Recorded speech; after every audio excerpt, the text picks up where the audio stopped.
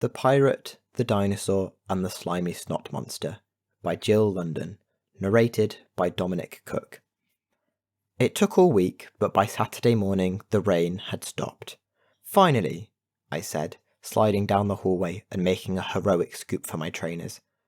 "Not so fast," said Mum. "Your little brother was sick in the night, and you haven't tidied your room. I've told you half a dozen times to bag up your old games for the charity shop." "I've done mine," Kat piped up. "Yes, but you're still grounded for locking Tom in the shed last week," Mum told her. "Fancy locking your kid brother in the shed," I said. "I would never have done that." Kat stuck out her tongue at me. She was hanging on the living room door, as she does, sticking her finger in the hole where other doors have a handle. "Sort your old toys," Mum told me, "then make Tom something nice to cheer him up," she told Kat. "And you might go out when I get back from the vet's." "A real might?" I asked. "Or a grown-up might?" But it was too late. Already she had scooped Tiggs into the cat carrier and left, making the letterbox clatter. "Maybe we could—" Kat began. "Not a chance," said Dad as he shuffled past in slippered stealth for the sofa, a mug of tea in his hand and a newspaper under his arm.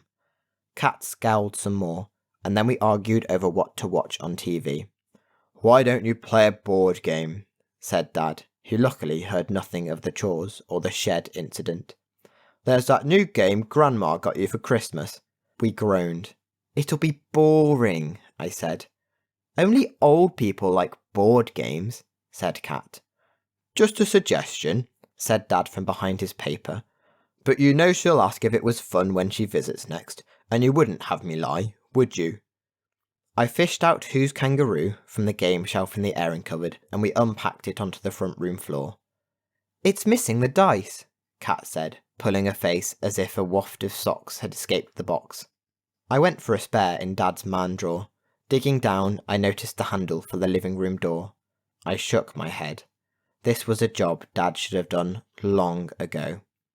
I slotted the handle into the front room door, and suddenly we heard a sound, a great gawoosh. The handle stuck in the slot, and when I tried to tug it free, the door opened. But instead of the kitchen, it opened onto somewhere else. Shelf upon shelf of amazing objects lined the walls, like an Aladdin's cave of treasures, of musical boxes, suits of armour, stuffed animals, marionettes, and 1,000 other things piled to the ceiling. Everywhere we looked, something incredible caught our eye. "Have you left the back door open?" said Dad from behind his paper. "I'll go check," I said. "Me too," said Kat. We crept in, and as the door shut behind us, we realised there was no daylight here. Just the flickering light of some dusty, hissing oil lamps. "I think it's a shop," I said. "There are labels on things. Look, a pirate cutlass from the Caribbean. A set of witches' teeth from Salem," Kat read, and shuddered. "Maybe we should go. I don't want to leave any body parts behind." I pulled up short. "Another door," I said. I opened it and peeped through onto a tropical jungle. "Excellent," said Kat. "A holiday abroad. Do you think there's a swimming pool?" Kat and I crept through. A volcano in the distance spewed lava into the air, and high up, a pterodactyl swooped overhead. The earth shook as a huge Tyrannosaurus stomped into view and caught a baby dinosaur in its jaws. Kat and I both gasped. Whoa. The Tyrannosaur turned and looked at us, and for a moment all we could do was stare in horror. A humongous bellow shook us into action, and we ran for the door, the Tyrannosaur pounding after us, making the ground shake. We darted through the door, and I slammed it shut on the dinosaur's gaping jaws. We held our breath, expecting the door to burst into splinters, but heard only the ticking of the shop's many clocks. "We were almost dino snacks," said Kat. "Let's try another door," I said. I opened the next door, and our stomachs lurched as we looked out onto nothing but empty sky, the earth far below us. Then an enormous ship appeared, its sail rippling in the wind. "Ahoy there!" said a voice. It was the ship's captain. "Quickly, jump aboard," he said. "Captain Shiver Me Timbers, The dreaded cloud pirate is chasing after us. He thinks we have treasure aboard and will do anything to get his hands on it." We jumped aboard just in time to see the pirate ship lurch into view. At its helm, Captain Shiver-me-Timbers shook his sword at us, along with his scurvy crew, who growled and grimaced like dogs. Our own captain turned our ship about and shot a volley of cannonballs at the pirate ship. They returned fire. Then they threw a plank over to our ship and started to shuffle across. "Turn the ship around!" cried our captain. I ran to the steering wheel and swung it hard, and our ship veered away from the gangplank, sending the pirates tumbling to the ground below us. Only Captain Shiver-me-Timbers hung on to the side, his sword between his teeth. "Quick, Cat," I said. "Stop him." Cat grabbed a nearby hook and swung it at the pirate's head. He bit down on his sword and made an oomph sound. He lost his grip and fell too. "I'll get that treasure yet," he shouted as he fell. "That's what he thinks," said Cat. "No one could survive that fall." "That won't be the last we see of Shiver-me-Timbers," said our captain. "Somehow, he always survives." We watched the pirate crew falling, but at the last moment their ships swooped in and saved them from the drop. "See what I mean?" said our captain.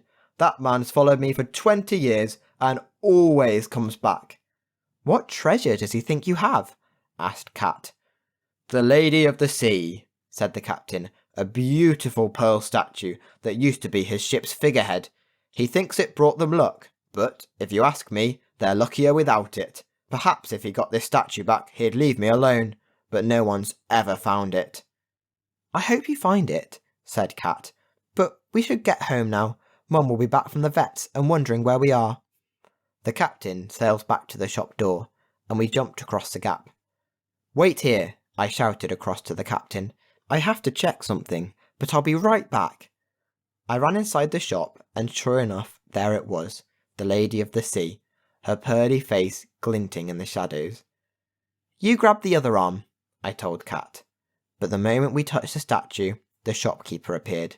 A disgusting, slimy green snot monster, with long arms that waved up and down. When he spoke, it sounded like wibble wibble wibble, but somehow we understood him. He said, "Are you going to pay for that?" "We don't have any pocket money," said Cat, giving me an angry scowl. "It kind of was my fault. I talked her into buying my comic after my money ran out." "I've no use for coins," said the monster. "Different worlds, different currency, see? I'll do a straight swap. This statue for something of yours." "But we don't have anything," said Cat. "We're just kids." "We might have something," I said, "if you can wait." "5 minutes," said the monster, "but no more. Some people have waited a century to get a visit from my shop." He pointed to a queue of skeletons sitting in a waiting area. I ran back to our house and gathered my old toys and games from my bedroom floor, and balancing them on my arms, I ran back to the shop. "What's all this rubbish?" demanded the snot monster when he saw me.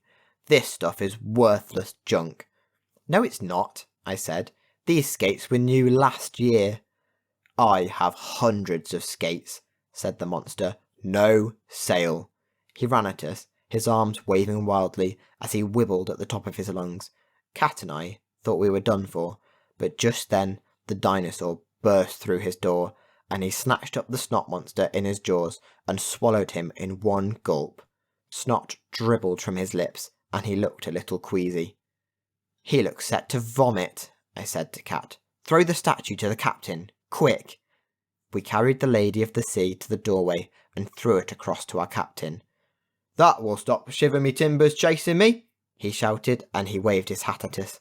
We turned to the door home and made it through, just as the dinosaur vomited up the snot monster. He ran after us, followed by the dinosaur, but we slammed the door shut and pulled the handle from the door. We stood there, panting, and looked at one another. Just then the door swung open. It was Mum, with Tiggs in his pet carrier. "You got your room tidied then?" she said to me. "And what about Tom? Have you apologised for locking him in the shed?" "On our way now," said Cat. We ran up the stairs to tell Tom what had happened. He listened, amazed, and then he lay back on the pillow, looking much better. "Oh, and I got you something," Cat told him. "To make up for the whole shed thing, and missing out on the adventure. The captain threw it to me when the dinosaur was being sick." She opened her hand, and there was a captain's compass, its needle swinging wildly, before settling towards the door handle in my hand. Cat and I looked at each other and grinned. "Maybe we can go on a new adventure when you're better, Tom," I said.